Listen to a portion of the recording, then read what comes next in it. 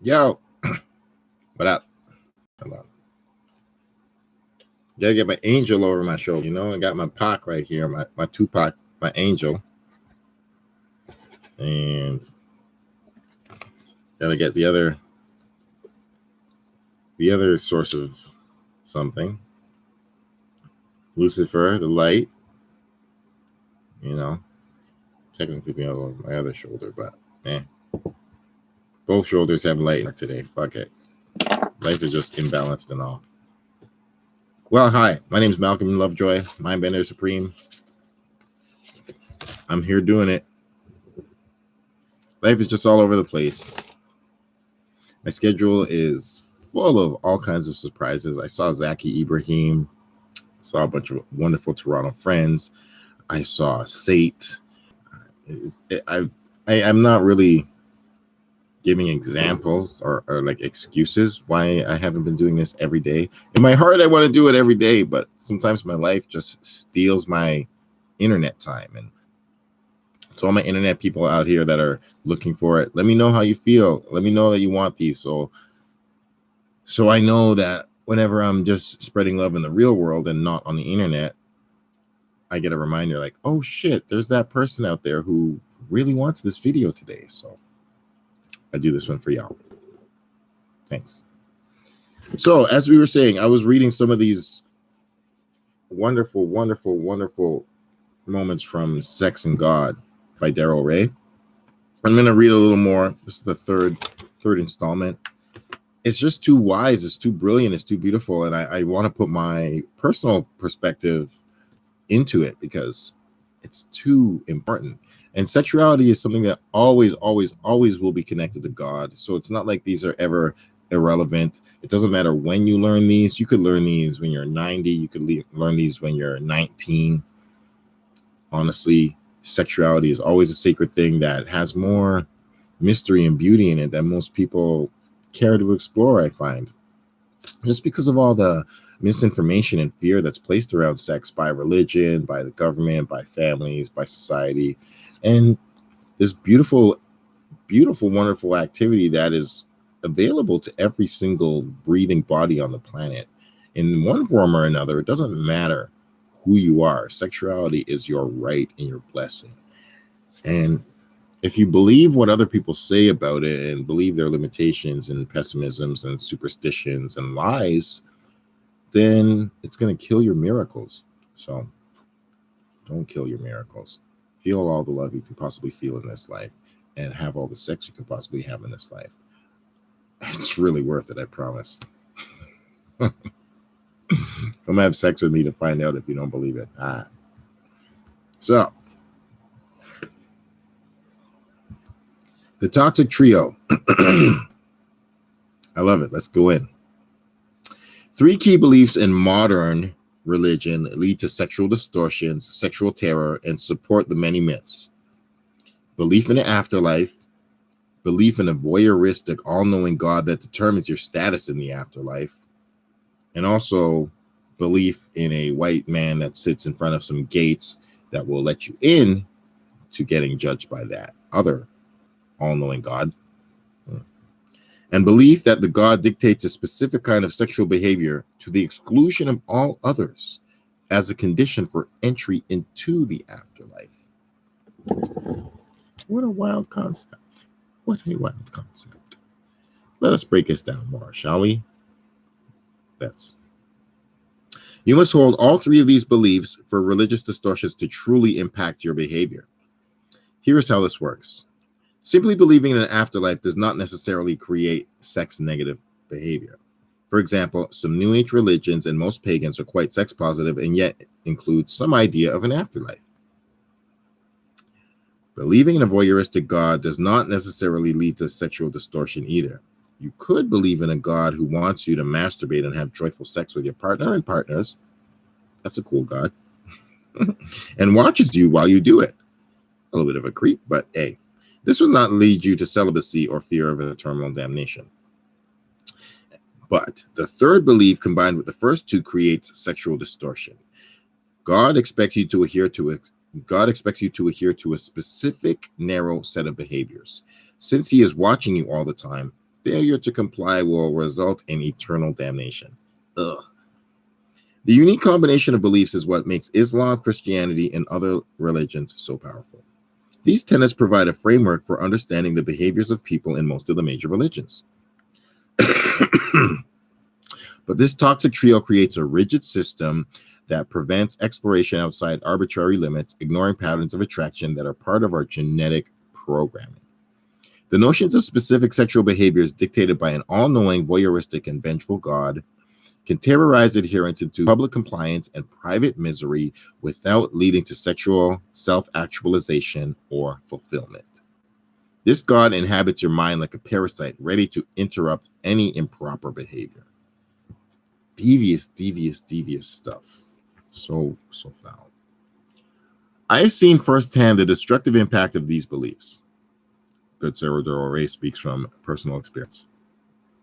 I once practiced as a clinical psychologist with an institution for adolescent boys and then in private practice for children and families, including marriage counseling. I then transitioned into organizational psychology, working with executives, managers, and employees. Really actually seeing the impact of religions, mythologies, and lies upon sexualities and truths in the real world. This isn't theoretical destruction. This is actual dysfunction. So, in this capacity, working with people who are having sexual difficulties, I asked, what prevents you from communicating your concerns, desires, or problems to your parents, wife, boyfriend, etc.? Their first response was often one of terror as they answered me, I could never tell my husband what I really like. He would divorce me. Or I could never tell my parents my boyfriend and I are thinking about having sex. They would kill me. It's ridiculous. Or I could never tell my parents that I'm gay. They would disown me. That's absurd. And that is also savage and monstrous and subhuman. These people were so afraid that they could not even imagine communicating openly with the most important people in their lives. This oppression is so pervasive and brutal. Not being able to tell your deep sexual and loving truths to your parents and your friends and your family and your lovers, like your relationship connections. I can't conceive a worse version of prison, but it's really bad. It took little probing to find religion at the root of this terror. Religion forces people into denying, avoiding, judging, and hating themselves and others for their sexual desires and behavior. As we will see in later chapters, people who are terrorized about sexuality do not make good decisions or lead sexually satisfying lives. They often perpetuate the cycle by terrorizing their children. So true. So bad. These people who learn sex without guilt make better decisions, talk and negotiate more openly with their partners, and respect the sexual preferences and desires of others. They enjoy their own bodies and are less jealous, possessive, and judgmental. I can agree with that. I speak from experience. That's all true. Religion seeks to control the uncontrollable, especially when control is the most difficult, in adolescence. What does religion gain by putting unnatural restrictions and perpetuating myths about sexuality? Money, power, control. As I explored in my earlier book, The God Virus, How Religion Infects Our Lives and Culture, sex is only one of several channels to religious infection, but it is among the most effective. Religious sexual terrorism. Fear is the foreplay. If you were raised in North America or South America, Europe, Australia, or India, China, the Middle East, and Indonesia, you were very likely brought up in an environment dominated by one religion. So real. In broad terms, that means Christianity, Islam, Buddhism, Hinduism, and communism. Yes, communism acts like a religion where sex is concerned. These dominant religions tend to control and restrict sexual information, making their version of sex and sexuality the norm. I don't know so much about Buddhism, but I actually don't know so much about Buddhism doing it. I'm relatively thinking that it would do it less than Christianity and Islam and Hinduism, but people who are, in China. Yeah, sexuality is definitely repressed to a degree in China. That's just fact. Most religions try to isolate people from their alternative sexualities, persecute those who do not conform, and teach that their behavior is immoral. The ability to control sexual information and induce guilt keeps people tied to the religion. How does a religion keep people from coming back for forgiveness or feeling shame without controlling information and using sexual terror? The sex drive is so powerful that only the most drastic psychological and physical means can control it. These means can be classified as religious sexual terror. Let's go into this. Fear is the foreplay of religion. Fear is the foreplay of religion. If done right, it interferes. If done right, it interferes with all aspects of human sexual pleasure. So, let me drop this drill. Because of religious sexual terror, an Iranian woman wears a dangerously hot burqa in the desert. A priest prays for hours and hates himself every time he masturbates. A Christian father explodes on finding out his daughter had sex with her boyfriend. A minister and his wife can't enjoy interesting and creative sex. A woman can't tell her husband she would like to be spanked occasionally as part of a sexual ritual. A husband can't reveal he likes to dress in women's underwear. Two Christian teenagers can't openly negotiate condom use before they have sex. This is all real. And I definitely believe that it all counts as sexual terror. Religious sexual terror, to be perfectly specific. So,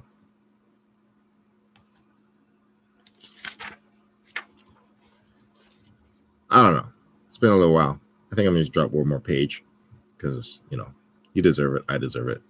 We all need it.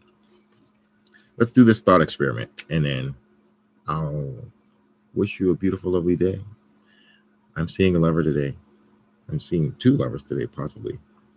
And I may run into a third when I'm out in public. So I know love and sex is going to be part of my immediate future, and I wish you the same. But I hope it's healthy, sacred sex, and not sex or love that's terrorized by the idea of these religious myths. I pray that for you.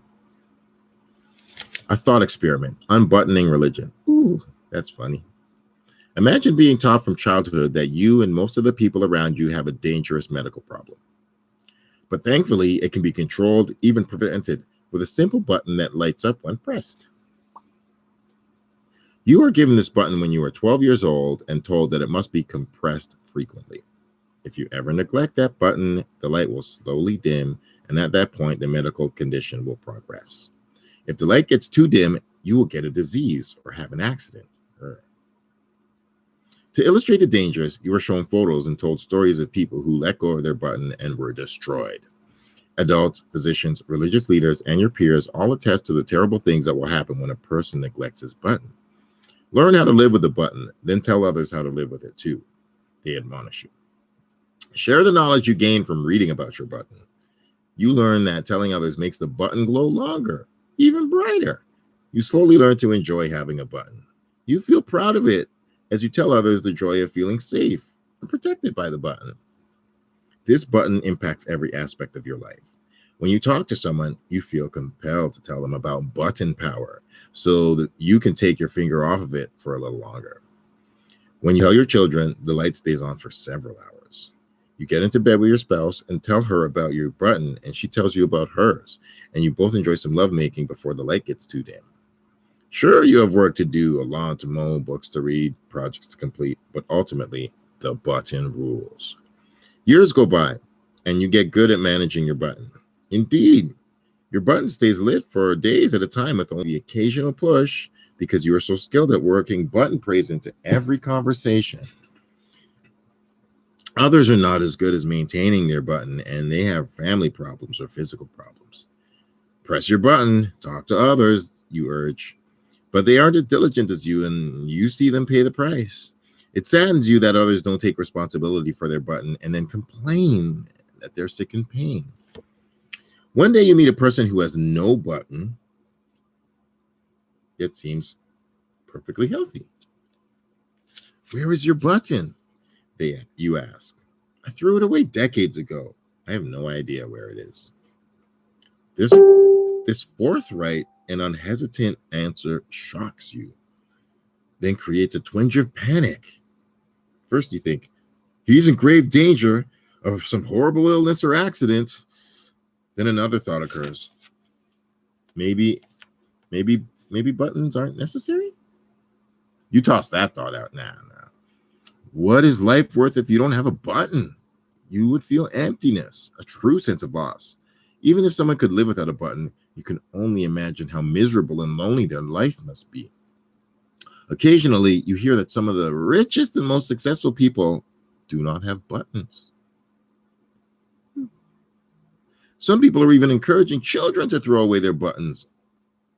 It terrorizes you to think that one of your children might stop pushing her button or come down with some terrible disease or disability.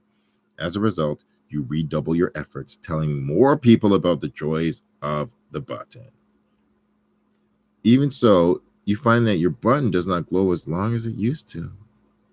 You continue faithfully pressing your button because you know the warm comfort of a glowing button surpasses all understanding. Let me finish this off for you.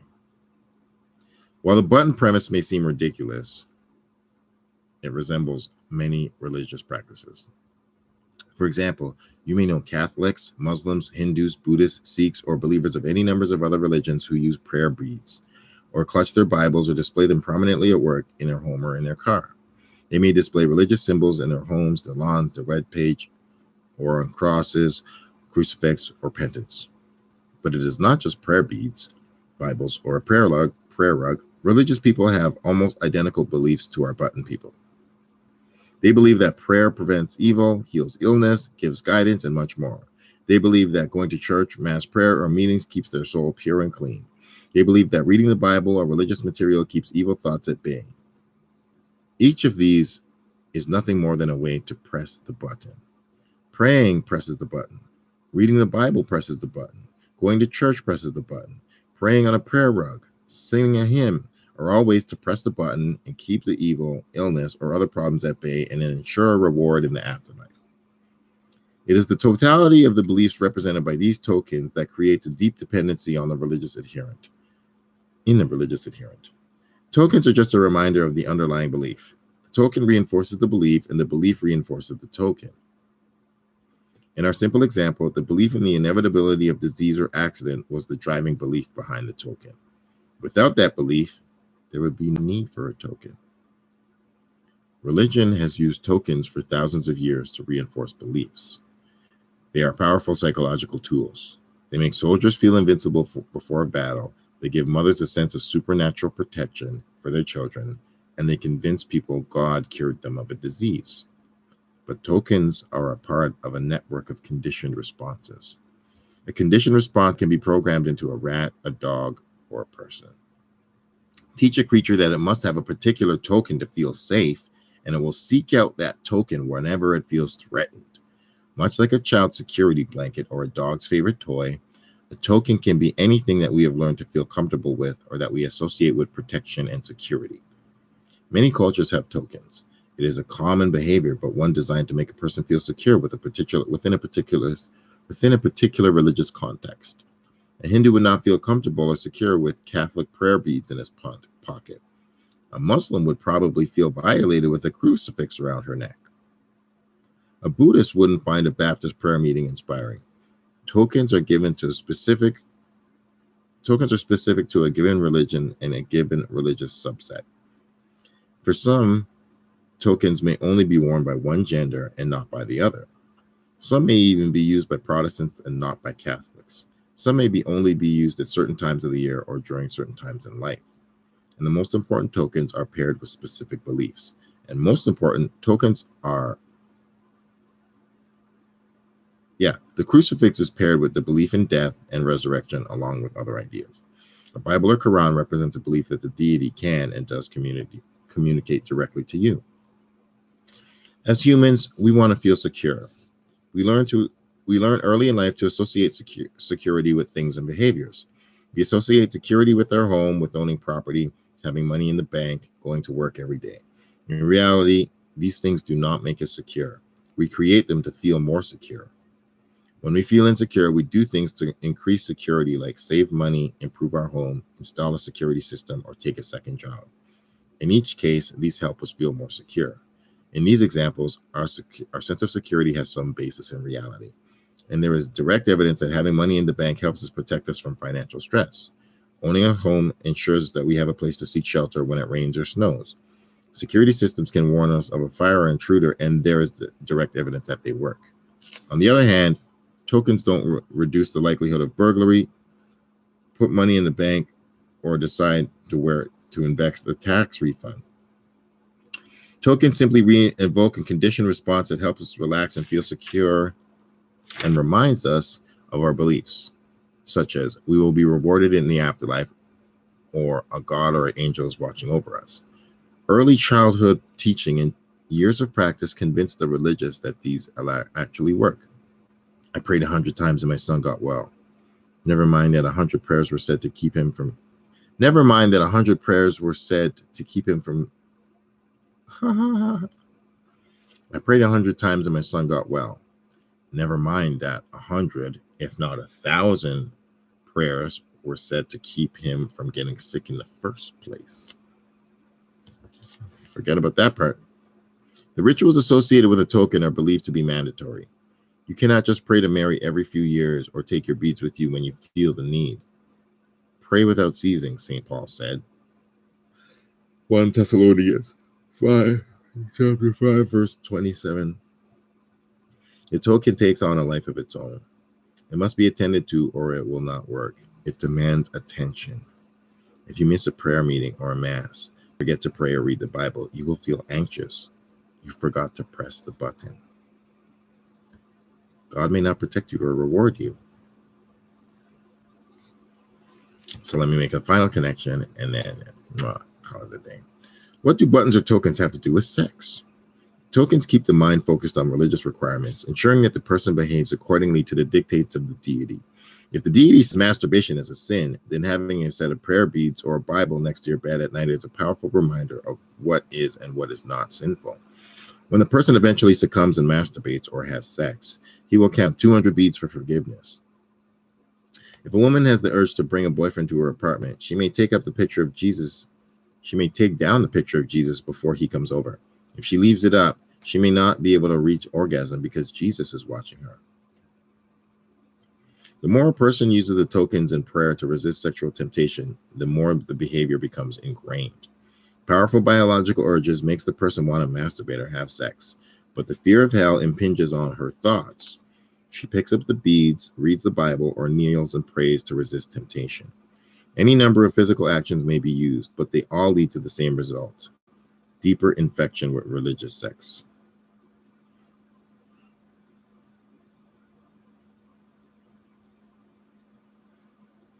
I'm just going to stop there. It's not.